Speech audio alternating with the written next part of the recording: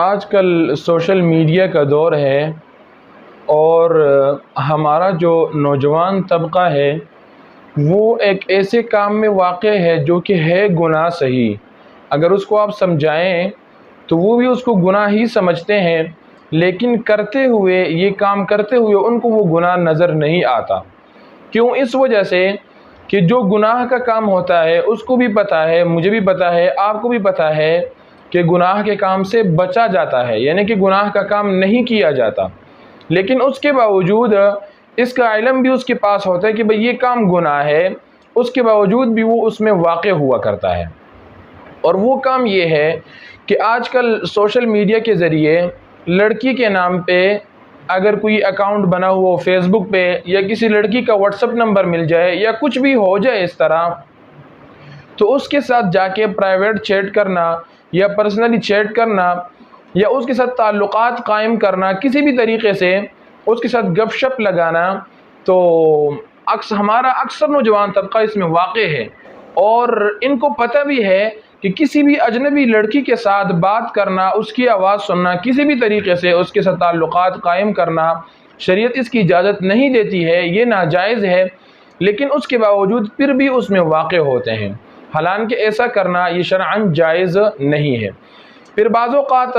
یہ بھی ہو سکتا ہے، مطلب اس کا یہ مطلب بھی نہیں ہے کہ آپ بالکل فیس بک کا استعمال ہی چھوڑ دیں، یا بالکل واٹس ایپ کا استعمال ہی چھوڑ دیں، یا بالکل مثال کے طور پر واٹس ایپ گروپ کا استعمال ہی چھوڑ دیں، جس طرح کے واٹس ایپ گروپ بنے ہوتے ہیں،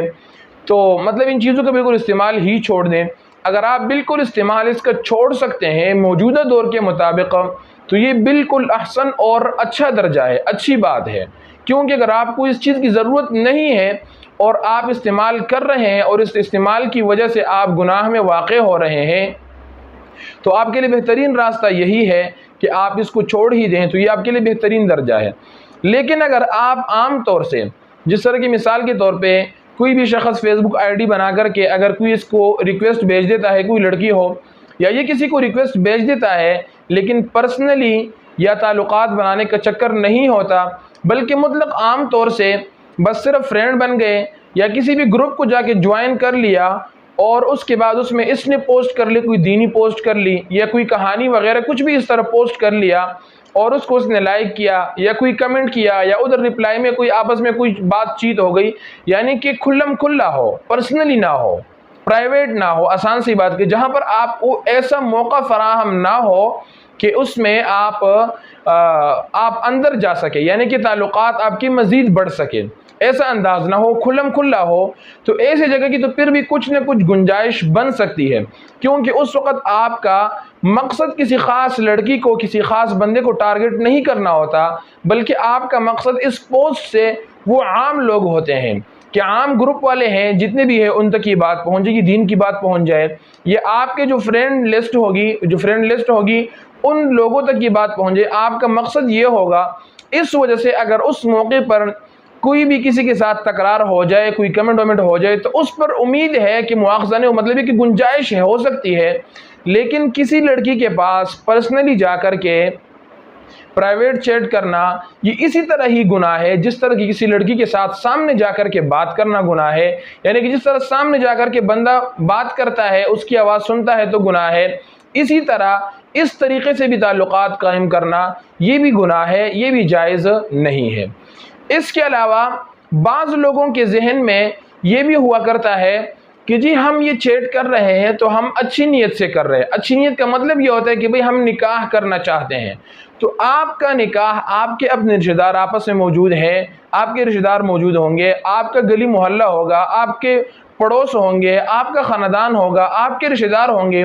آپ بجائے اس کے کہ آپ فیس بک پر اپنی منکوحہ تلاش کریں، اگر آپ اپنے محلے میں، اپنے پڑوس میں، اپنے رشتہ داروں میں اپنے لیے رشتہ تلاش کریں تو میرے خیال سے وہ بہتر رہے گا۔ اس کی وجہ یہ ہے کہ یہاں سے آپ کو دھوکہ بھی مل سکتا ہے، لیکن وہاں پر دھوکہ دہی نہیں ہو سکتی، کیونکہ فیس ٹو فیس آمنے سامنے بات ہوتی ہے، تو اس وجہ سے بعض لوگوں کا یہ ذہن بنانا یہ محض شیطان کا ایک دھوکہ ہوتا ہے ایک مکر اور فریب ہوتا ہے جو کہ شیطان نے ان کے ذہن میں ڈالا ہوتا ہے کہ بھئی ہم نکاح کرنے کے لیے اپنے لیے جیون ساتھی تلاش کرنے کے لیے ہم یہ کام کر رہے، کسی کے ساتھ چیٹ کرتے ہیں، مطلب کسی کو ڈھونڈتے ہیں، تلاش کرتے ہیں. تو ایسا کرنا یہ جو ہے درست نہیں ہے، شرعاً جائز نہیں ہے. ایک دوسری بات یہ بھی ہے کہ بعض اوقات بعض لوگ اپنے لیے راستہ نکالنے کے لیے یہ بات بھی کرتے ہیں کہ دیکھو تبلیغ کے لیے، یعنی کہ تبلیغ کی خاطر وہ بعض لوگ یہ بہانہ بھی بناتے ہیں کہ بھئی ہم اس لیے کر رہے ہیں تاکہ ہم ان کو سمجھا سکیں کہ بھئی آپ یہ جو اس طرح کی ویڈیوز بناتے ہو، اس طرح کی تصویریں شیئر کرتے ہو، یہ مت کرو، فلاں کرو، فلاں کرو، فلاں کرو، مطلب اس طرح کی نیت سے کرتے ہیں. دیکھیں اگر آپ، اور پھر وہ دلیل بناتے ہیں کس کو؟ اپنے بڑے لوگوں کو، بڑے بزرگان دین کو، جو بڑے علماء ہیں. مثال کے میں نام نہیں لینا چاہتا، لیکن ایک بڑے عالم دین وہ کسی ایکٹرز کے پاس گئے، کسی ایکٹر لڑکی کے پاس گئے اور ان کو دعوت دی. ایک بار گئے تو لوگوں نے کہا او مولوی صاحب، فلاں مولوی صاحب ایسے ایسے فلاں کے پاس چلے گئے اور اس طرح ہوا، ایسے ہوا، ایسے ہوا، فلاں فلاں فلاں، مطلب اس طرح کی عجیب عجیب باتیں کی. وہ مولوی صاحب ایک بار چلے گئے، ان کو تھوڑی بہت دعوت دی، دوسری بار چلے گئے، تیسری بار چلے گئے، مطلب چند بار اس طرح آتے جاتے جب ملاقات ہوئی اور مطلب ان کو تبلیغ کی دعوت دی اور ان کو کچھ نہ کچھ بات پہنچائی دین کی، تو اس کے بعد اس لڑکی نے توبہ کر لیا اور اس انڈسٹری کو بالکل چھوڑ کر کے اس نے توبہ کر لیا اور باپردہ زندگی اختیار کر لی. تو اب یہ بھی ہم نہیں کہتے ہیں، یعنی کہ کوئی بھی مفتی آپ کو یہ فتویٰ نہیں دے گا کہ فلاں مولوی اگر کسی لڑکی کے پاس جاتا ہے جو کہ بے پردہ لڑکی ہے اور اس کے پاس بیٹھ کر کے اس کے ساتھ گفت و شنید کرتا ہے وہ جائز ہے. یہ بھی کوئی مولوی، کوئی مفتی، کوئی عالم آپ کو نہیں کہے گا. لیکن میرے خیال کے مطابق کہ اس بندے نے جو 2-3 بار ملاقات کر کے جو گناہ ہوا اس سے، یعنی اس مولوی صاحب سے،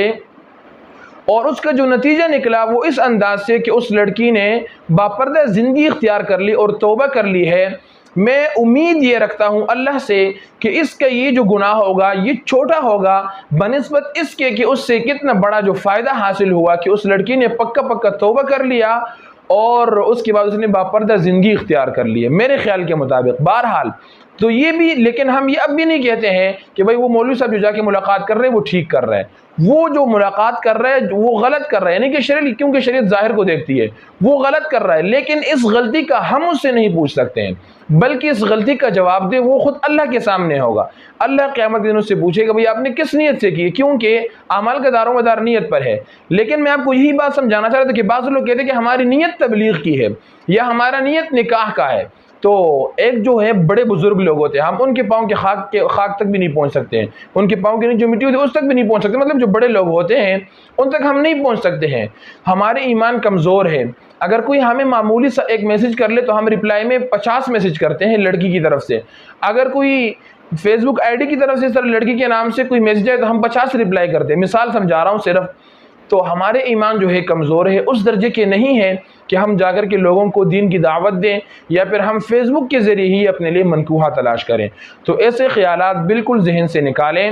اور یہ محض شیطان کا دھوکہ اور فریب ہے جو کہ آپ کے ذہن میں ڈالا ہوا ہے کہ آپ فیس بک کے تھرو آپ اپنے لیے منکوحہ ڈھونڈ سکتے ہیں، اور یا پھر آپ فیس بک کے تھرو کسی کو تبلیغ کر سکتے ہیں اس طرح پرسنلی چیٹ کر کے. اللہ ہم سب کے حال پر رحم فرمائے اور ہمیں دین حق کی سمجھ عطا فرمائے.